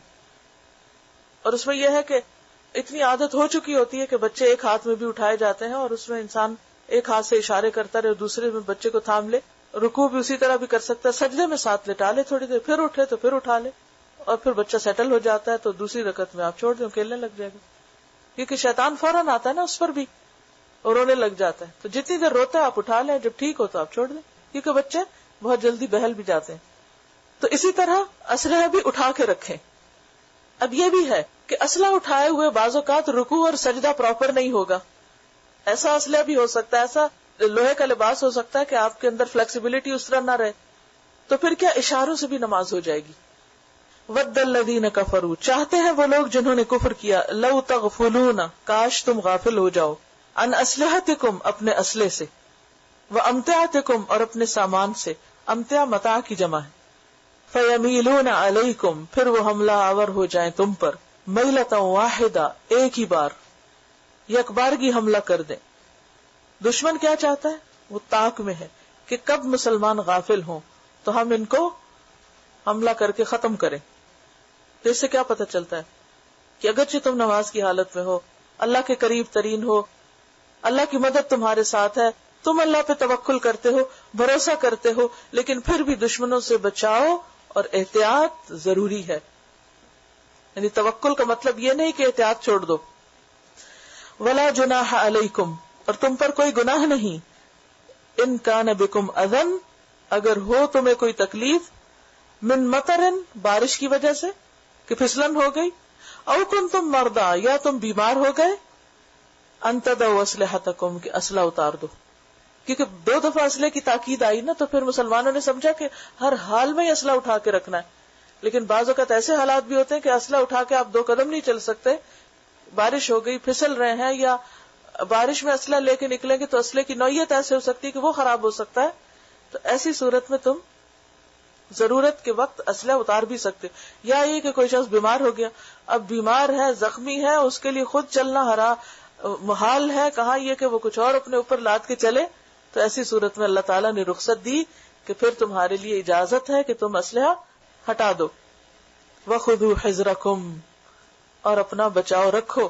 مت یہ سوچو اللہ بچا لے گا ہم کو، ہم جا کے دشمن کے آگے کھڑے ہو جائیں، آ بیل مجھے مار. نہیں، بچاؤ رکھو. ان اللہ، بے شک اللہ تعالی نے، اعد، تیار کیا ہے، للکافرین، کافروں کے لیے، عذاب مہینا، رسوا کن عذاب، ذلت آمیز عذاب، دنیا میں بھی اور آخرت میں بھی. تو بنیادی طور پر یہ صلاۃ الخوف کا طریقہ بتایا گیا. نماز کی کتابوں میں یہ بھی لکھا ہوتا ہے کہ صلاۃ الخوف کیسے ہوگی. یہ ایک آئیڈیل طریقہ ہے، یہ ایک طریقہ ہے، لیکن اس کے علاوہ بھی کئی طریقے ہو سکتے ہیں حسب حالات اور حسب ضرورت. کیونکہ اب جنگوں کی نوعیت وہ نہیں رہی جو پہلے زمانے میں تھی. تو پھر اجتہاد ہوگا کہ اب کیسے پھر پڑھیں نماز فوجی اگر وہ پڑھتے ہوں. فَإِذَا قَضَيْتُمُ الصَّلَاةَ، کہ بہت سارے ایسے بھی ماشاءاللہ مجاہد ہیں جو فرض بھی ادا نہیں کرتے. فَإِذَا قَضَيْتُمُ الصَّلَاةَ، پھر جب تم نماز پڑھ چکو، فَاذْكُرُوا اللَّهَ، تو یاد کرو اللہ کو، ذکر کرو اللہ کا، قیاماً، کھڑے، وقعوداً، اور بیٹھے، وعلی جنوبکم، اور اپنے پہلوؤں پر. یعنی نماز کے بعد بھی ذکر مطلوب ہے. بعض لوگ سلام پھیرتے ہی باتیں شروع کر دیتے ہیں، اس وقت بھی کیا کرو؟ اللہ کو یاد کرو. کون سا ذکر کرتے ہیں نماز کے فوراً بعد؟ اللہ اکبر، استغفر اللہ، استغفر اللہ، استغفر اللہ، اللہم انت السلام ومنک السلام تبارک یا ذی الجلال والاکرام. اور اسی طرح آیت الکرسی، اور بھی دعائیں ہیں، یہ بھی نماز کی کتاب میں ملیں گی. آپ میرے خیال ہے اب کتاب الصلاۃ کے بعد نماز شروع ہونی چاہیے. فاذکروا اللہ قیاما وقعودا. اچھا بعض اوقات ایسے ہوتا ہے کہ آپ نماز کے بعد بیٹھ نہیں سکتے کسی مجبوری کی وجہ سے، آپ کو فوراً کھڑے ہونا پڑتا ہے، کھڑے ہو کے ذکر کر لو. وقعودا، بیٹھے بیٹھے کر لو. وعلی جنوبکم، بعض اوقات بیمار ہوتا ہے انسان، بمشکل نماز پڑھتا ہے اور فوراً لیٹ جاتا ہے، لیٹ کے تسبیح کر لو. کون سی تسبیحات؟ تسبیحات فاطمہ کی جاتی ہیں، اور کتنا اجر ہے ان کا کہ جھاگ سمندر کی جھاگ برابر بھی گناہ ہو تو معاف ہو جاتے ہیں. لیکن وہ وقت بھی اتنا ٹیمپٹیشن کا ہوتا ہے کہ فوراً کوئی نہ کوئی کام یاد آ جاتا ہے اور کہتے ہیں اچھا پھر تسبیح اگلی دفعہ کر لیں. نہیں، اگر آپ کاؤنٹ کریں تو صرف 1.5 منٹ لگتا ہے یا اس سے بھی کم سیکنڈز لگتے ہیں کہ وہ ساری تسبیحات ہو جاتی ہیں. کیا ہمارے پاس نماز کے بعد 1.5 منٹ بھی نہیں کہ وہ تسبیح کر لیں؟ تو یہ ہے کہ اٹھتے بیٹھتے ذکر کرو. اب آپ دیکھیے کہ نماز سے پہلے آپ آہستہ آہستہ ایک ٹرانزیشن میں ہوتے، وضو کرتے ہیں، چل کے جاتے ہیں، نماز پڑھتے ہیں، نماز پڑھ لیتے ہیں تو اچانک نہیں سوئچ آف کر دو، پھر آہستہ آہستہ ذکر کرنے کے بعد اس سے باہر آؤ، تب وہ اس کا پورا ایک ایفیکٹ ہوگا تم پر.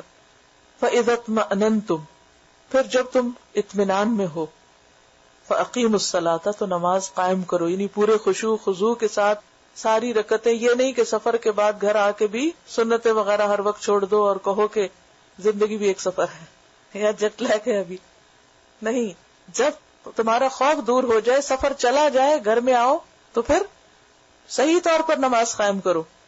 کیونکہ ہوتا پتہ کہ آپ نے دیکھو کہ مینسز کے بعد خواتین کو پھر اپنی روٹین میں آنا بڑا مشکل لگتا ہے، یا سفر کے بعد پھر پوری نماز پڑھنا بھاری لگتا ہے. لیکن حکم یہی ہے کہ نماز کو پوری توجہ کے ساتھ پڑھو. ان الصلاۃ کانت علی المؤمنین کتابا موقوتا، کیونکہ نماز مومنوں پر کتاباً فرض ہے، موقوتا وقت کی پابندی کے ساتھ. موقوت کا لفظ وقت سے. نماز کی شرائط میں سب سے اول شرط کیا ہے کہ اس کا ٹائم ہو، ٹائم پر پڑھی جائے. ویلے دی نماز کا ویلے دی ٹکرا، یعنی بغیر وقت کے اگر پڑھی تو وہ صرف ٹکرے مارنی ہے، وہ نماز نہیں ہے. کیونکہ نماز وقت کے اندر ہی ہے، اور اول وقت کی نماز اور زیادہ بہتر ہے. بیسیکلی اگر آپ دیکھیں تو نماز ہمیں ٹائم مینجمنٹ سکھاتی. یہ جو ہماری پرسنل لائف کی جو آرگنائزیشن ہے، یعنی اپنے آپ کو آرگنائز کرنا ہے، وہ ساری عبادات ہیں، یعنی ساری عبادات میں پائی جاتی.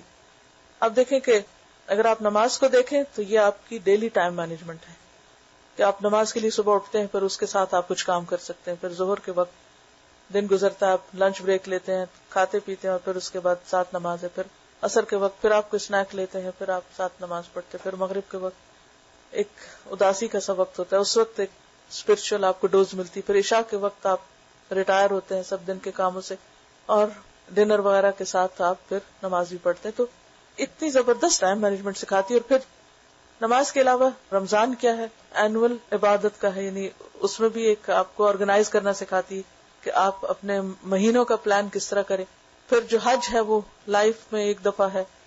پھر اسی طرح زکوٰۃ جو ہے وہ بھی آپ کو اینولی یاد دلاتی ہے کہ آپ کو کیا کیا کرنا ہے. تو ان سب عبادتوں کے جو وقت مقرر کیے گئے ہیں کہ کوئی ڈیلی ہے، کوئی ویکلی جمعہ کی نماز ہے، کوئی منتھلی ہے، کوئی ایئرلی ہے، کوئی لائف ٹائم ہے، تو یہ سب کچھ آپ کو کیا کرتا ہے؟ آرگنائز کرتا ہے. کیونکہ جب آپ اللہ کے حضور جاتے ہیں یکسو ہو کر تو آپ کو بہت کچھ سوچنے، غور و فکر کرنے کا موقع ملتا ہے، اور ایک معتدل انسان کی زندگی بسر. ورنہ تو پھر ہماری زندگی جانوروں جیسی ہو جائے. جیسے کسی گدھے کو جوت لیا سارا دن تو بیچارے کے لیے کوئی بریک نہیں، کوئی نہ لنچ بریک ہے نہ ڈنر بریک ہے، وہ بس کام ہے، اور جب تھک ہار جائے تو اسے سو جائے جا کے. پھر تو انسان مشین بن گیا یا جانور بن گیا. تو بات یہ ہے کہ نماز مومنوں پر وقت کی پابندی. کئی لوگوں کا طریقہ کیا، سارا دن کی نماز عشاء کے وقت پڑھتے ہیں یا قضا کر کر کے پڑھتے ہیں. یہ طریقہ درست نہیں ہے. ہر کام کا ایک وقت ہوتا ہے، تو نماز کا بھی ایک وقت ہے. پھر فرمایا وَلَا تَهِنُوا فِي ابْتِغَاءِ الْقَوْمِ، اور قوم کی تلاش میں سستی مت دکھاؤ. کس قوم کی؟ دشمن قوم کی. ٹھیک ہے، نمازیں اپنی جگہ، سارے فرائض اپنی جگہ، لیکن جو مسلمانوں کے دشمن ہیں اگر وہ تم پر حملہ آور ہو رہے ہیں تو تم ان کا پیچھا کرنے میں کمزوری مت دکھاؤ. ان تکونوا تعلمون، اگر تم دکھ اٹھاتے ہو، تکلیف اٹھاتے ہو، فانہم یعلمون، تو وہ بھی تو تکلیف اٹھا رہے ہیں تمہارا پیچھا کرنے میں. کما تعلمون، جیسے تم دکھ اٹھا رہے ہو. وترجون من اللہ ما لا یرجون، اور تم اللہ سے امید رکھتے ہو جس چیز کی وہ امید نہیں رکھتے. یعنی تمہیں تو اللہ سے اجر عظیمہ کی توقع ہے، بہت سے وعدے ہیں تم سے جو ان کے ساتھ نہیں ہے کسی کے، لیکن پھر بھی وہ کیا کر رہے ہیں؟ اپنے فرض کو پورا کر رہے ہیں. تم بھی کرو. وَكَانَ اللَّهُ عَلِيمًا حَكِيمًا، اور ہے اللہ علم والا، حکمت والا. تو بات یہ ہے کہ انسان کو اپنے فرائض کی ادائیگی میں پابندی اختیار کرنی چاہیے، خواہ وہ صلاۃ کا معاملہ ہو، خواہ وہ جہاد کا معاملہ ہو، اور انسان کو فرائض کی ادائیگی میں سستی اور کمزوری نہیں دکھانی چاہیے. اور اگر کوئی کام مشکل لگے تو ہمیشہ یاد رکھنا چاہیے کہ اس پر اجر ہے، اور اگر دوسرے لوگ صرف دنیا کی خاطر اتنی محنت کر سکتے ہیں تو ہم اپنی آخرت کی خاطر محنت کیوں نہیں کر سکتے. وآخر دعوانا ان الحمد للہ رب العالمین.